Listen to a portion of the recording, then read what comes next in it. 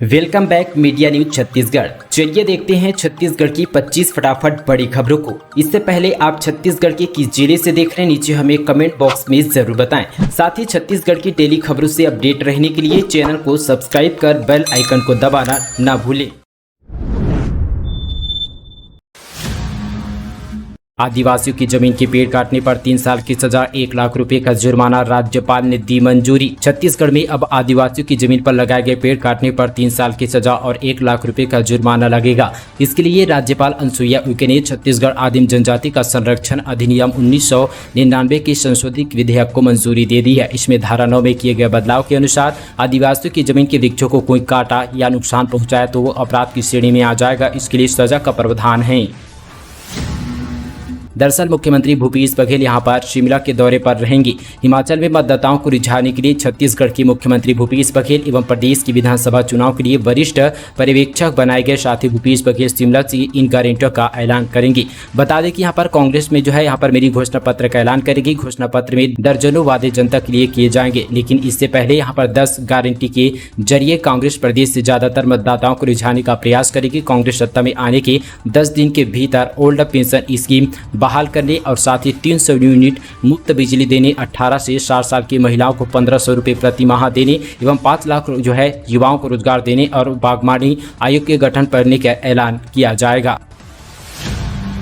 1.5 महीने से लापता शख्स का कंकाल गुफा में मिला, 4 लोगों ने हत्या कर छिपाया था शव। सरगुजा पुलिस ने 1.5 महीने से लापता व्यक्ति का कंकाल यहां पर गुफा में मिला है। पुलिस ने मामले में 4 लोगों को गिरफ्तार कर लिया। जमीन विवाद में शख्स की हत्या का शव को नदी के किनारे छिपा दिया गया था। घटना उदयपुर थाना क्षेत्र की है। ग्राम राईचुआ के निवासी कौशल पांडे उदय थाना क्षेत्र में रिपोर्ट दर्ज कराई थी। रिपोर्ट के मुताबिक 1.5 महीने पहले जहाँ पर पति शिव प्रसाद पडोर घर से बिना बताए कहीं चले गए थे। तलाश के बावजूद पति का कुछ पता नहीं चला। पुलिस ने साथ यहाँ पर गुमशुदगी का मामला दर्ज किया, जिसके बाद 1.5 महीने के बाद उसका कंकाल बरामद कर लिया है। रायपुर में गणेश प्रतिमा तोड़ने के बाद बवाल, थाने पर पहुंचे बीजेपी शिवसेना कार्यकर्ताओं की नारेबाजी। हंगामे के बाद पुलिस ने दर्ज की एफआईआर। रायपुर के अमापारा की सड़क पर दर्जनों गणेश प्रतिमाएं तोड़े जाने के मामले में तूल पकड़ लिया है। दरअसल यहां पर भाजपा और शिवसेना के कार्यकर्ता आजाद चौक थाने पर पहुंचे। नेता अपने साथ टूटी हुई प्रतिमा लेकर थाने पर गए। यह बैठकर नारेबाजी करने लगे। माहौल बिगड़ता देख पुलिस ने एफआईआर दर्ज कर ली है। पुलिस ने फिलहाल धार्मिक भावनाओं को ठेस पहुंचाने की धाराओं के तहत केस दर्ज कर लिया है। ये केस अनजान लोगों पर दर्ज किया है। आजाद के चौथे थाने की पुलिस के मुताबिक इस प्रकरण में कारणों को पता लगाया जाएगा, आखिर प्रतिमाएं कैसे टूटी।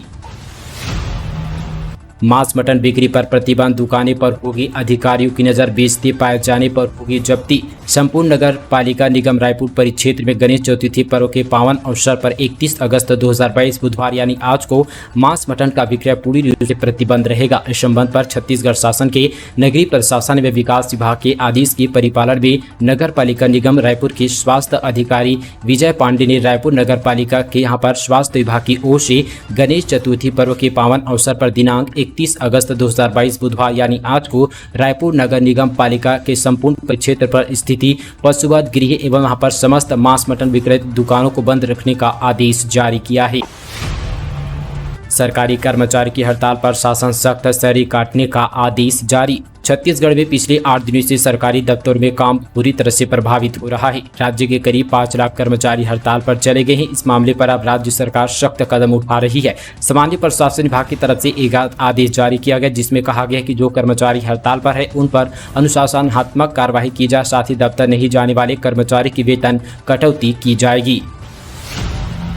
झारखंड में महाराष्ट्र की तरह सत्ता जाने का डर, सीएम हेमंत सोरेन सहित गठबंधन के सभी विधायक शिफ्ट होंगे रायपुर। झारखंड में जारी सियासी बवंडर के बीच यहां पर हार्स ट्रेनिंग रोकने के यूपीए विधायकों को छत्तीसगढ़ लाए जाने की चर्चा है। झारखंड के हेमंत सोरेन सरकार के सभी विधायकों को रायपुर के मेफेयर रिसोर्ट पर ठहराया जाएगा। राजनीतिक गलियारों में रिसोर्ट के अंदर भारी सुरक्षा व्यवस्था के इंतजाम किए जाने की बात सामने आ रही है। वहीं महाराष्ट्र में हाल ही में शिवसेना रांकावा कांग्रेस गठबंधन में हुई टूट से सबके लेते हुए झारखंड महागठबंधन के सभी विधायकों को कांग्रेस शासित छत्तीसगढ़ भेजे जाने की बात सामने आ रही है। छत्तीसगढ़ में हर दिन 3 महिलाओं से दुष्कर्म, हत्या और लूट जैसे अपराध भी बढ़े। एनसीआरबी ने जारी किए आंकड़े। रेप के मामले में छत्तीसगढ़ देश में 12वें स्थान पर है। ऐसे में देश भर में राज्य में हुई रेप घटनाओं को लेकर एनसीआरबी ने रिपोर्ट जारी की है। छत्तीसगढ़ में साल 2021 में 1093 रेप दर्ज किए गए हैं, यानी हर दिन लगभग 3 रेप की घटनाएं छत्तीसगढ़ में हो रही है। ये वो आंकड़े हैं जिनके केस कुल थानों पर दर्ज किए गए हैं। देखा गया है कि रेप जैसी वारदातों में बहुत सी शिकायतें थाने तक नहीं पहुंचती। ऐसे में रेप की ही मामले में दूसरे राज्यों पर गौर करें तो राजस्थान में सबसे अधिक 6337 मामले दर्ज किए गए, मध्य प्रदेश में 2947, उत्तर प्रदेश में 2845, महाराष्ट्र में 2496, दिल्ली में 1250, बंगाल में साथियां पर 1123, हरियाणा में 1716, असम में 1733 रेप केस सामने आ चुके हैं। लद्दाख में सबसे कम 2 रेप केस का आंकड़ा एनसीआरबी ने बताया है। बड़ा हादसा, सेफ्टी टैंक में काम कर रहे 2 मजदूरों की मौत पर श्राप मातम। सूरजपुर के श्रीनगर में एक दर्दनाक हादसा हो चुका है, जहां पर निर्माणाधीन सेफ्टी टैंक में जहरीली गैस के चपेट में आने से 2 मजदूरों की मौत हो चुकी है। बताया जा रहा है कि निर्माणाधीन सेफ्टी टैंक में मजदूर काम करने के लिए उतरे हुए थे, जहां जहरीली गैस की चपेट में आने से मजदूरों की मौत हो चुकी है, जिसे तत्काल श्रीनगर के अस्पताल पर भर्ती कराया गया, जहाँ डॉक्टरों ने उन्हें मृत घोषित कर दिया।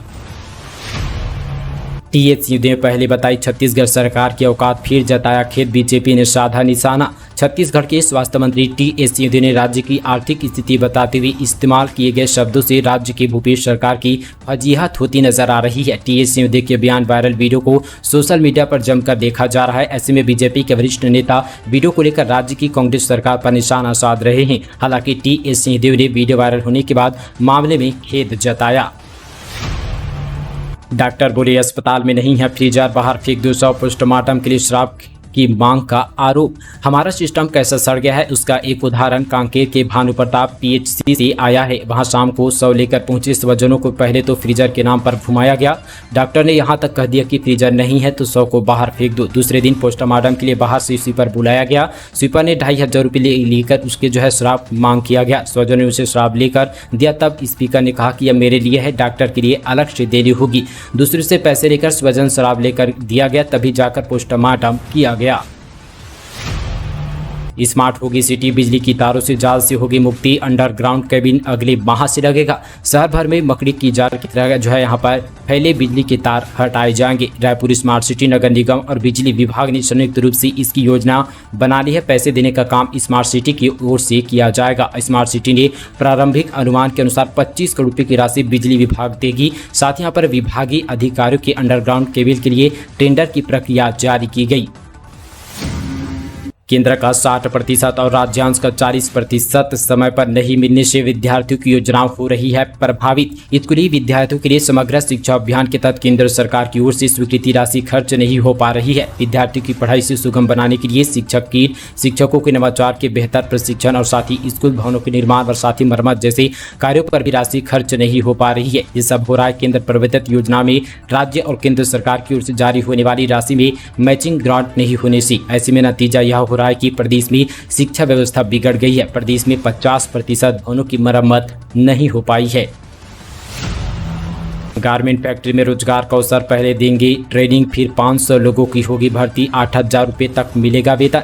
छत्तीसगढ़ के बीजापुर जिले में गारमेंट फैक्ट्री में सिलाई काम करने के लिए बम्पर भर्ती निकाली गई है। सिलाई के पहले 2 महीने का प्रशिक्षण दिया जाएगा, फिर कुल 500 लोगों की एक साथ भर्ती की जाएगी। सिलाई ऑपरेटर को हर महीने 3500 रुपये से लेकर 8000 रुपये तक सैलरी मिलेगी। आवेदन करने के लिए हितग्राही बीजापुर के जिला कौशल विकास प्राधिकरण के कक्ष क्रमांक D19 जिला कलेक्टर कार्यालय पर संपर्क कर सकते हैं।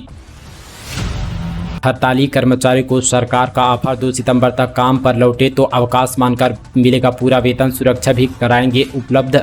छत्तीसगढ़ के हड़ताली कर्मचारियों के लिए सरकार ने एक नया प्रस्ताव जारी किया है। सामान्य प्रशासन विभाग ने कहा है कि अगर कर्मचारी 2 सितंबर तक भी काम पर लौट आए तो उनका वेतन नहीं काटा जाएगा। हड़ताल अवधि को अवकाश मानकर पूरा वेतन सरकार की ओर से दिया जाएगा।